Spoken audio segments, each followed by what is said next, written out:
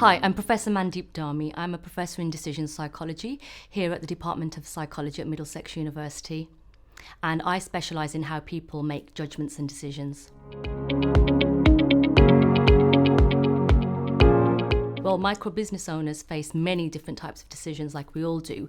I mean, beyond the initial decision as to whether to start a business or not and what that business should be doing, they know how to start that business. For example, should they start a business while working in temporary employment or a part-time or full-time employment or not. They have to make decisions around financial matters, people, communication and strategic decisions as well.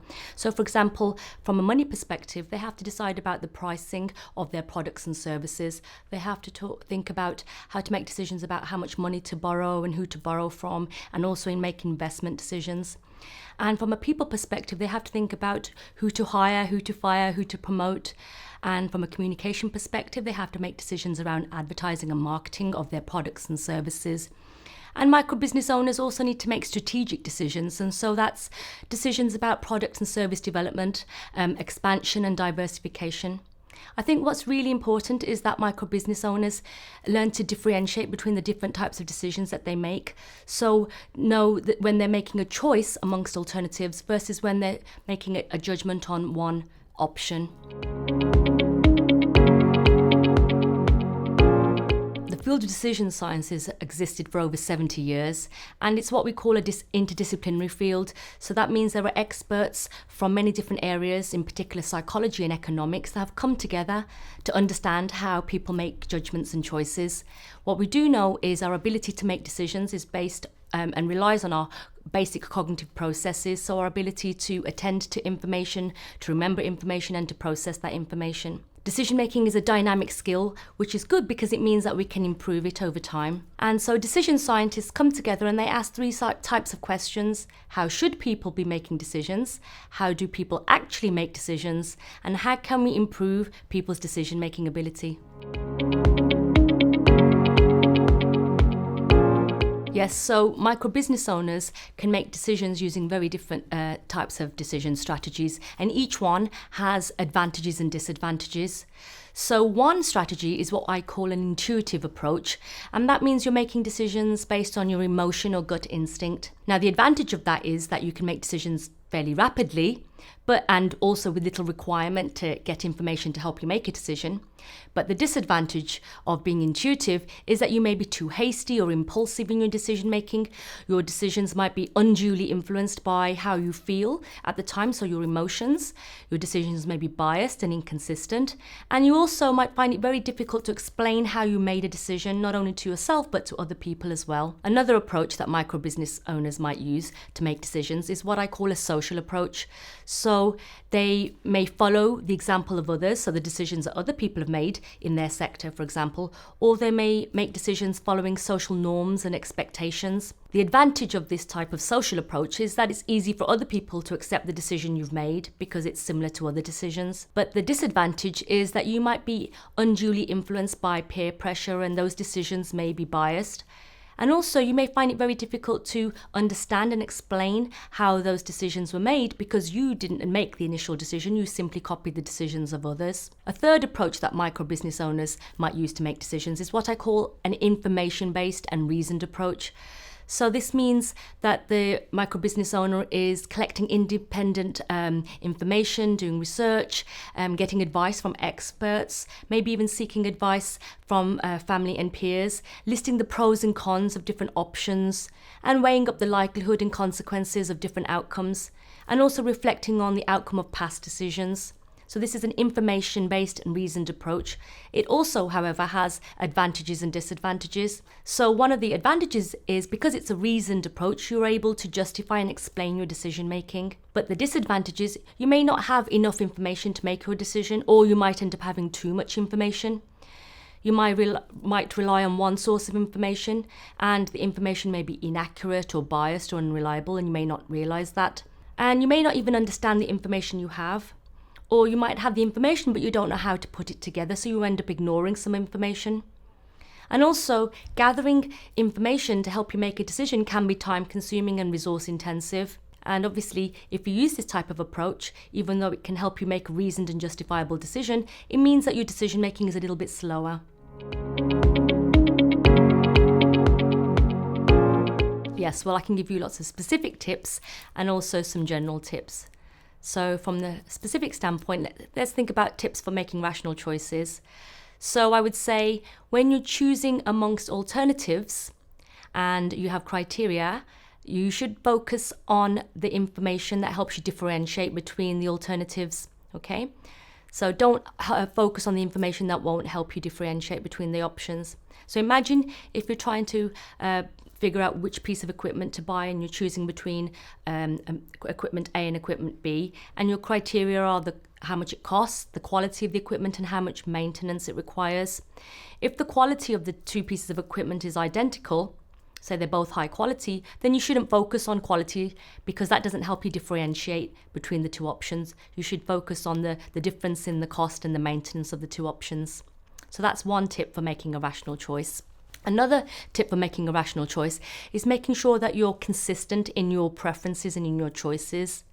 So for example, if you have making a choice amongst three alternatives, A, B, and C, and if you prefer A over B, and you prefer to choose B over A, that means in order to be consistent, you should also prefer A over C. So that's trying to be consistent in your choices.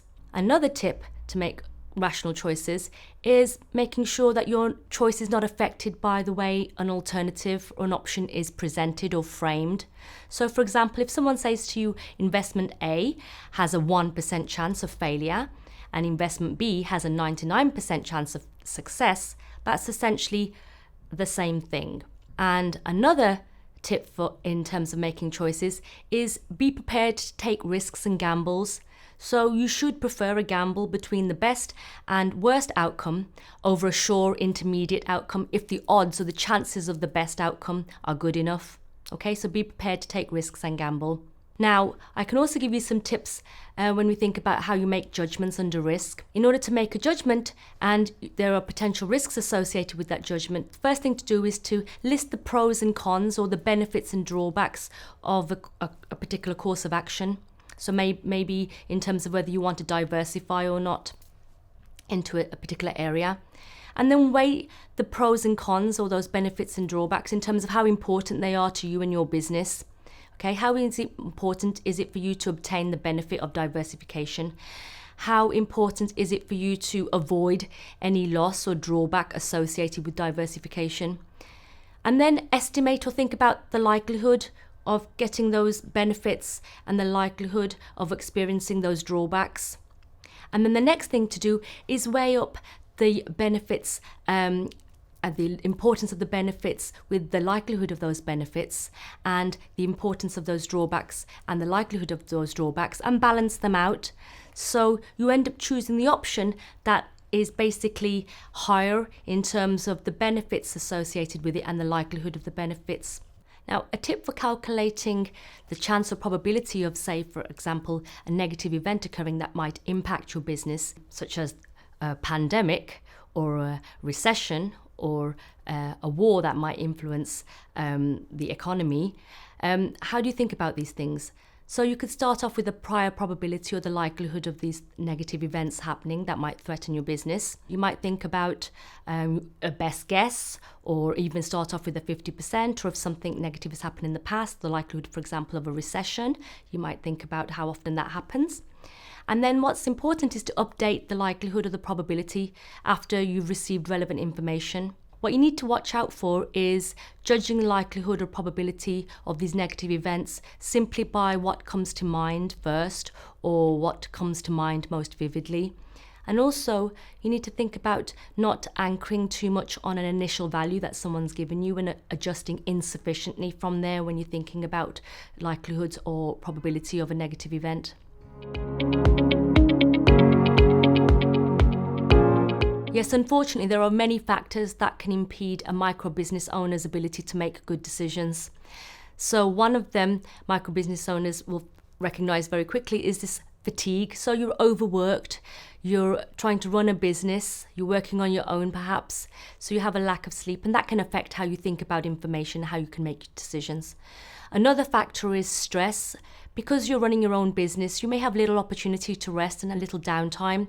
You may also be feeling stressors such as debts, and that might cause you to feel stress. And again, we know that stress can affect how you think about information, how you can make decisions. Another factor is time. So you may feel you have to make decisions very rapidly. You're under time pressure and it's urgent, time sensitive, and that can affect how you go about making your decisions. You might, for example, rely on your gut feeling rather than use an information-based, reasoned approach. Or you might end up spending too much time trying to make a decision, collecting too much information and just procrastinating and not making a decision in the end anyway. Another factor that can affect micro business owners' ability to make good decisions is lack of resources. So a lack of access to business intelligence, so information that would be relevant to help you make a good decision. And you may not be able to afford expert advice. A lack of a basic education in terms of literacy, numeracy and computing skills can also impede your ability to make good decisions. So you may not be able to understand complex financial spreadsheets. But the good thing is these are skills that you can either buy in or you can train yourself. Another factor that might impede micro business owners' ability to make good decisions is trust. So what we know is that micro business owners don't always trust information or sources of information, and they spend too much time or focus too much on trusting themselves. So they're not really able to make the most of the information that's available to them and the expert advice that's available to them. Finally, micro business owners may lack networks to help them make decisions in terms of providing advice and support. But the good thing is there are many opportunities out there to develop those networks, and I would really urge micro business owners to do that. So in summary, in order to help micro business owners make reasoned, justifiable decisions, they need to think about what is the goal of their decision. What sort of decision are they facing? Are they making a choice amongst alternatives, or are they making a judgment on one alternative? What type of decision strategy should they use? Should they be intuitive? Should they make the sorts of decisions that other people have been making in those situations? Or should they gather information and reason through it carefully in order to make a decision? And finally, micro business owners need to think about, what can I do to improve my ability to make reasoned and justifiable decisions? So how can I reduce that sense of fatigue and stress? How can I improve my networks? So if you follow these tips, you'll be able to make good, reasoned and justifiable decisions for your business, and that will lead to hopefully a successful and profitable business.